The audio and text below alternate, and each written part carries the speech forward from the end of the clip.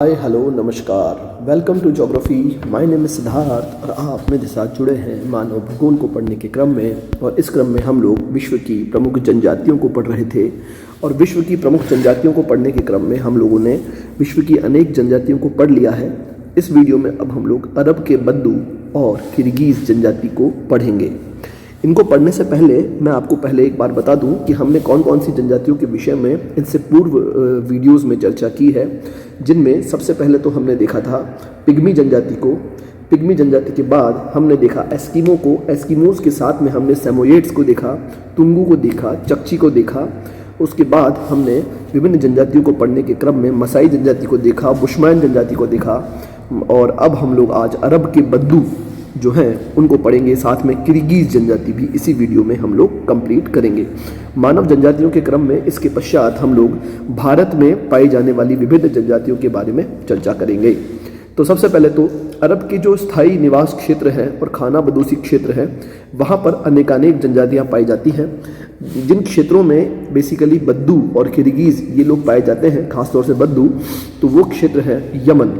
Yemen Arab में एक देश है जो कि मैं आपको अभी मैप में बताऊंगा कि यमन कहाँ है, अदन कहाँ है।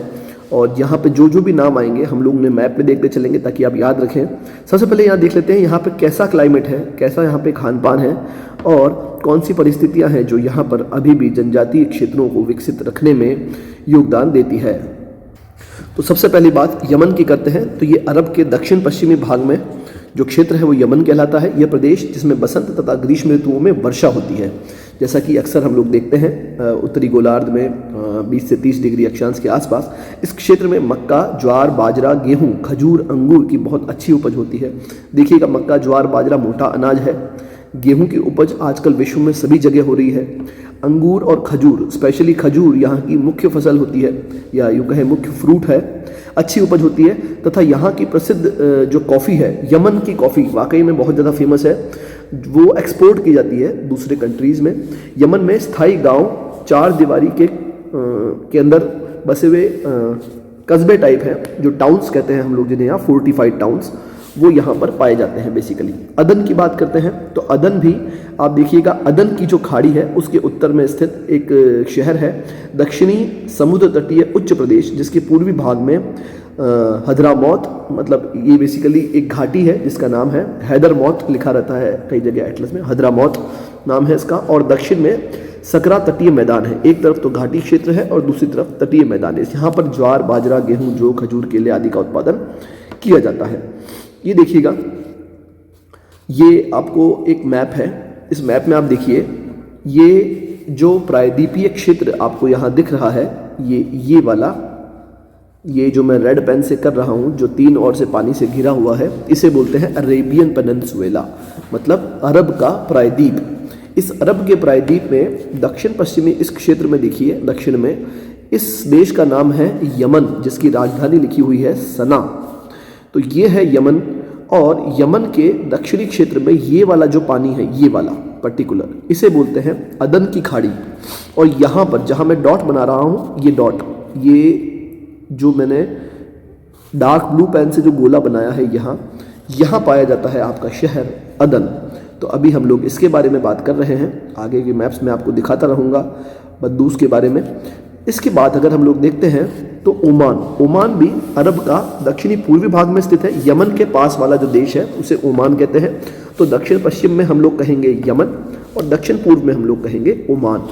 यहाँ जो है पर्वतीय श्रेणी से निकलकर कई सारी नदियां हैं जो तटवर्ती मैदान को सिंचित करती है। अतः यहाँ पर गेहूं, जौ, मक्का, ज्वार, बाजरा, फल आदि उत्पादन हो जाते हैं। अब है नज़्द का पठार, बेसिकली नेज़ड इसको इंग्लिश में लिखा जाता है। ये अरब जो पेनिनसुला है उसके बीचों बीच में है। आपको पहले मैं दिखाई देता हूँ। नेज़ड की हम लोग जब बात करते हैं तो ये है नज़्द का पठार। ये देखिए अरब का प्रायद्वीप, और इस प्रायद्वीप, ये जो मैंने अभी आपको 2 मिनट पहले जो अरबी प्रायद्वीप बताया था, ये देखिए ये वाला, इस अरब के प्रायद्वीप का जो बीचों बीच जो ये डार्क रेड वाला भाग है, इसे कहते हैं नज़्द का पठार। ठीक है, तो इस पठार में यहाँ पर उष्ण और शुष्क जलवायु पाई जाती है, मरुस्थलीय जलवायु पाई जाती है। चौड़ी घाटियाँ हैं, सक्रिय मरुद्यान है। यहाँ पर नदियों तथा जल के कुओं द्वारा यहाँ पर पानी की आपूर्ति कर दी जाती है।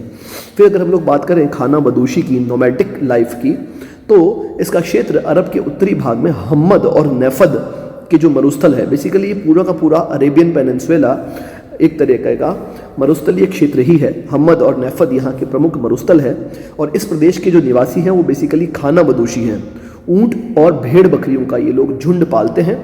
अब बात करते हैं, हम्मद का क्षेत्र पथरीला है, मरुस्थलीय है। बेसिकली मरुस्थल भी कई तरह का होता है, शीत मरुस्थल, उष्ण मरुस्थल, और यूँ कहें कि बालू वाली जो रेत होती है उसका मरुस्थल होता है, चट्टानी मरुस्थल होता है। तो ये बेसिकली पथरीला मरुस्थल है और इसके दक्षिण में नेफद का रेतीला मरुस्थल अवस्थित है। तो जब हम लोग देखते हैं हम्मद और नेफद, हम्मद तो है पथरीला और नेफद है रेतीला मरुस्थल जो है, यहाँ पर कई बार जब ग्रीष्मकाल के बाद वर्षा होती है तो यहाँ पर छोटी छोटी घास उगाती है, जिसे स्टेपी घास भी कहते हैं। और इस प्रदेश में ये जो ऊँट वगैरह हैं वो वही घास खाते हैं। ऊँट पालने वाले यहाँ पर रुवाला कहलाते हैं। क्या कहलाते हैं? रुवाला कहलाते हैं। तो जो भी हम लोग देख रहे हैं, एक बार उन सबको इस मैप में देख लिया जाए। ये देखिएगा, इसमें आपको नज़र दिख गया होगा। जब हम लोग इसकी बात करते हैं तो ये यहाँ पर है नफद का मरुस्थल, यहाँ पर है हम्मद का मरुस्थल, और बेसिकली ये है आपका यमन, जिसकी मैं बात कर रहा था जहाँ कॉफ़ी होती है। ये है ओमान, ओमान जस्ट इसके पूर्व में है, इसीलिए यहाँ पर ओमान को दक्षिण पूर्व और यमन को दक्षिण पश्चिम में बताया गया है। और दक्षिण में आप देखेंगे तो गल्फ ऑफ अदन या अदन की खाड़ी भी इसी क्षेत्र में अवस्थित है। बेसिकली ये पूरा का पूरा क्षेत्र चट्टानी और बालू से बना हुआ या रेतीला मरुस्थल है ये क्षेत्र। देखिएगा आप यहाँ पर, ये है हैदरमौत का जो पर्वत है, हेड्रोमौट भी कहते हैं इसे। यहाँ एक पर्वत है, यहाँ एक पर्वत है हैजाज का, यहाँ एक पर्वत है। अब आप देखिएगा, जहाँ जहाँ पर्वत दिख गए वहाँ पर्वत है, उसके अलावा सारा का सारा रेतीला मरुस्थल है। इस प्रकार का क्षेत्र है अरेबियन पेनिनसुला का। अब इसकी जो पॉलिटिकल मैप है, आप इसके अंदर बहुत अच्छे से पहचान पाएंगे कि यमन और ओमान की स्थिति क्या है, और यहाँ पर है आपका अदन, और ये वाला जो क्षेत्र है यहाँ पर सभी जगह पर बद्दू पाए जाते हैं। ये देखिए, ये बद्दू का एरिया है। बेसिकली ये एशिया के अंदर तो अरेबियन पेनिनसुला में पाए जाते हैं, इनका विस्तार पश्चिम की ओर अफ्रीका की तरफ भी देखा गया है। तो ये जितना भी ब्लू कलर में मैप दिखा रखा है, ये सभी के सभी बद्दू है। बद्दू का मतलब होता है ऐसे लोग जो भेड़ बकरियां और ऊँटों का पालन करते हैं। ये देखिएगा, बेसिकली ये इसे इंग्लिश में बेडुइन ट्राइब कहते हैं। तो ये इनके हाउस होल्ड्स हैं, ये इनके हाउस होल्ड्स हैं। ये देखिए, इस तरह के ये झोपड़ी टाइप के मकान बनाते हैं। ये देखिए, ये है बेसिकली इनके कोई स्थायी निवास नहीं होते हैं, और ये तंबू नुमा घर बनाते हैं। कैसे घर बनाते हैं? तंबू नुमा। और ये हथियारों के रूप में इस प्रकार के तेज धार वाले हथियारों का प्रयोग करते हैं। बेसिकली ऊँट पालना इनका सबसे ज़्यादा अच्छा शौक माना जाता है, क्योंकि ऊँट यहाँ पे इस जलवायु के लिए सबसे अनुकूल पशु है। क्योंकि देखिएगा कि ना तो ये ज़्यादा खाते हैं और ना ये बार बार नहीं खाते। कहने का मतलब है कि जहाँ पर इनको एक बार में अच्छा मिल गया तो फिर ये लंबे समय तक नहीं खाएंगे तो भी चलता है। तो इस प्रकार से ऊँटों का पालन ये लोग करते हैं। वेशभूषा के लिए आप देखिएगा, इसमें यहाँ आपको बहुत अच्छे से दिखा रखा होगा कि जब आप भी जब धूप में निकलते हैं, जब गर्मियों में निकलते हैं, हालांकि अभी तो सर्दी है, आप लोग फील नहीं कर पा रहे होंगे, बट आप या तो कम से कम कपड़े पहनेंगे, लेकिन अगर आप कम कपड़े पहनते हैं तो आपको लू लगने के चांस रहते हैं। तो आप सूती कपड़े से खुद को ढक लेते हैं। तो बेसिकली ये लोग इस तरह से आप देखिएगा, तेज रेतीली हवाओं से और धूप से, उष्णता से अपने आप को बचाने का कार्य करते हैं। ये क्षेत्र जो कि यहाँ पर अफ्रीका और अरेबियन प्रायद्वीप का जो क्षेत्र बता रखा है, ये मैंने अभी आपको बता दिया है। भोजन में बेसिकली ये मांसाहारी होते हैं, ऊँट का दूध पीते हैं, और ये इनका बेसिकली ये इनकी लोकेलिटी है। आप देखिएगा, ये हैं बेडुइन्स, अरब के बद्दू हैं, जो कि रेतीले मरुस्थल के अंदर अपने जो कहते हैं टीले के साथ या यूँ कहें अपने टीम के साथ जो घूमते हैं। ये है बेडुइन महिला, देख लीजिए आप। फिर अगर हम लोग बात करते हैं कि ऊँट जो है इनके कल्चर में बहुत ज़्यादा इंपॉर्टेंट रोल प्ले करता है। ऊँट को आप देखिएगा फेस्टिवल्स के अंदर उपयोग किया जाता है, इधर से उधर ट्रैवलिंग के लिए उपयोग किया जाता है, और ऊँट को ये लोग बहुत ज़्यादा मानते भी हैं और उसका श्रृंगार भी बहुत ज़्यादा करते हैं। तो ये रहा अरब के बद्दू। और इसके अंदर अगर हम लोग बात करते हैं तो बेसिकली नेफद जो है, नेफद के दक्षिण में जो नेफद का जो मैंने अभी आपको मरुस्थल दिखाया था, उसके दक्षिण में आप देखेंगे तो रब अल खली का मरुस्थल है। ये बहुत फेमस मरुस्थल है और प्रायः यह निर्जन मरुस्थल है, क्योंकि यहाँ पर वर्षा होती नहीं है और दूर दूर तक भी यहाँ पर पानी की व्यवस्था नहीं होती है। जहाँ तहाँ कहीं जल के छिद्र दिख जाते हैं तो कबीले जो यहाँ से गुजरते हैं, यहाँ पे अस्थायी निवास करते हैं, उनके वो काम आ जाता है।